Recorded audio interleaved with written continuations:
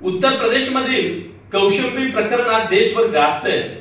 एक 8 वर्षाच्या निरागस चिमुरडीवरती अत्याचार होतोय आणि तिला न्याय मिळण्यासाठी आधी आपल्याला प्रतीक्षा करावी लागते।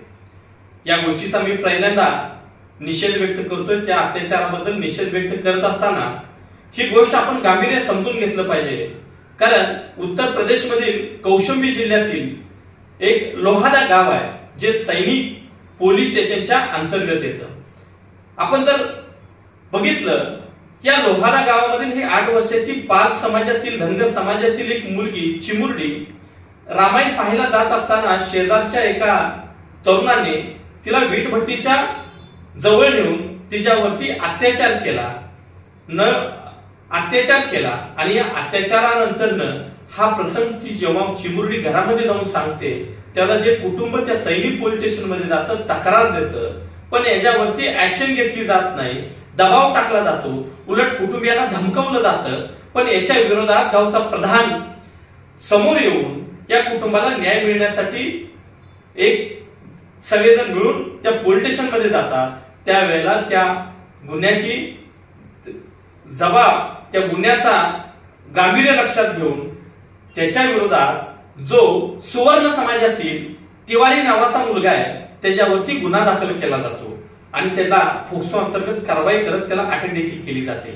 बांधवांनो, इतकंच नाही, निश्चित अटक होते, पण तो अटक झाल्यानंतर जी बदनामी होते त्या तरुणाच्या वडिलांना, हे सगळं प्रकरण बघितल्यानंतर रामबाबू तिवारींनी, त्या मुलाचे वडील जे रामबाबू तिवारी आहे, ते विष प्राशन करून त्या पोलीस स्टेशन मध्ये जातात आणि त्या उपचाराच्या दरम्यान त्यांचा मृत्यू होतो। मृत्यू झाल्यानंतर एक प्रकारे गावामध्ये रामबाबू तिवारीला न्याय मिळाला पाहिजे म्हणून आंदोलन केलं जातं, मोठ्या प्रकारचं आंदोलन उभा केलं जातं।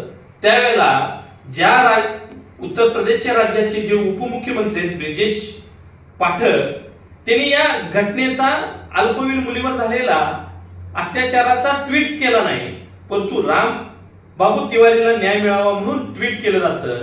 ते ट्विट असं असतं की रामबाबू तिवारींना न्याय मिळवण्यासाठी तिथल्या सचिवांना, गृह सचिवांना ते आदेश देतात आणि तात्कालिक तिथले पोलीस अधिकाऱ्यांवरती पहिल्या कारवाई केली जाते, निलंबन केलं जातं। जे आरोपीला अटक करतात त्यांना निलंबन करून त्या ठिकाणी दुसरे अधिकाऱ्यांची नियुक्ती शर्मा नावाच्या केली जाते। यानंतर म्हणजे रामबाबू तिवारींनी आत्महत्या केली, त्या मुलीला न्याय मिळाला पाहिजे, बरोबर आहे, परंतु मुलीला न्याय मिळाला पाहिजे ही भूमिका उपमुख्यमंत्री मांडत नाहीत। पण जातीय विष किती मोठं उत्तर प्रदेशमध्ये आज आपल्याला पेरलेलं दिसता येतंय।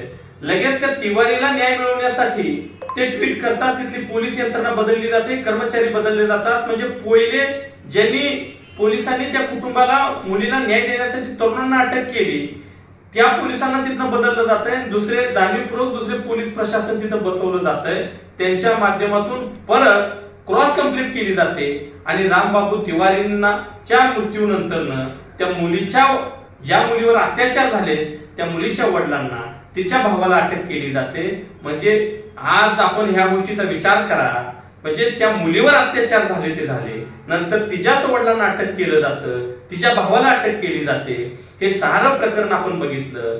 याच्या बरोबर आज ह्या प्रकरणासाठी आज राष्ट्रीय समाज पक्षाचे राष्ट्रीय अध्यक्ष राष्ट्रनायक महादेवरावजी जानकर साहेब उत्तर प्रदेशमध्ये दाखल झालेले आहेत। जेव्हा हा उत्तर प्रदेशमध्ये जानकर साहेब दाखल झाल्याचा निरोप जातोय, त्याला त्या उत्तर प्रदेशच्या राज्याच्या मुख्यमंत्र्यांनी कौशंबी जिल्ह्यामध्ये 144 कलम लावून जमावबंदी आणि तिथं जिल्हा बंदी केली जाते। म्हणजे जानकर साहेबांचा दसका तुम्ही घेताय, परंतु जानकर साहेबांची भूमिका आहे ज्या पद्धतीनं सरकारला वाटतंय तिवारीला न्याय मिळाला पाहिजे, रामबाबू तिवारींना, अरे पण रामबाबू तिवारींना न्याय मिळत असताना त्या मुलीच्या कुटुंबियांना देखील न्याय मिळाला पाहिजे ही भावना देखील सरकारची राहिली पाहिजे होती। परंतु आज त्या सरकारमध्ये पाल समाज, धनगर समाज हा छोटासा समाज आहे, आदिवासी दलित छोटासा समाज आहे, छोट्या ताकदीचा समाज आहे, म्हणून आज जाणीवपूर्वक तुम्ही या समाजावरती अन्याय करत असाल। ह्याच्या पूर्वीचं जर प्रकरण आपण बघितलं तर तिथं अनेक पाल बगेल गटरिया समाजावरती अन्याय केला जातोय, परंतु या समाजाला न्याय देण्याची भूमिका त्या राज्याच्या मुख्यमंत्र्यांची उपमुख्यमंत्र्यांची दिसत नाहीये। एका बाजूला पुण्यश्लोक अहिल्यादेवी होळकरांचं त्रिशताब्दी जयंती तुम्ही साजरं केलं म्हणून समाजामध्ये आनंद, समाजामध्ये एक माहोल निर्माण केला जातोय, पण त्या समाजातील त्या मुलीला आज न्याय देताना तुम्हाला याचा विचार आणि विसर पडतो की काय, मला ही शोकांतिका वाटते। जानकर साहेब आज त्या ठिकाणी गेले, लोक एकत्र येतील, त्या समाजाच्या पाठीमागे कोण उभा नाहीये म्हणून जानकर साहेबांच्या रूपानं आज त्या ठिकाणी त्या कुटुंबियाला न्याय मिळण्यासाठी पाल समाजाला जानकर साहेबांच्या पाठीमागे लोक एकत्रित येणार आहेत हे जेव्हा समजतं तेव्हा तुम्ही 144 कलम लागू करताय। म्हणजे या उत्तर प्रदेश सारख्या राज्यामध्ये तुम्ही आज सांगताय, परंतु तिथल्या समाजामध्ये जातीयमध्ये जात बघून तुम्ही न्याय देता, असा माझा थेट आरोप या उत्तर प्रदेशच्या सरकारवरती आहे। त्यामुळे पाल गटरिया बघेल समाजातील ही जी धनगर समाजातील मुलगी आहे तिला न्याय मिळाला पाहिजे। जानकर साहेब उत्तर प्रदेशमध्ये दाखल झालेले आहेत।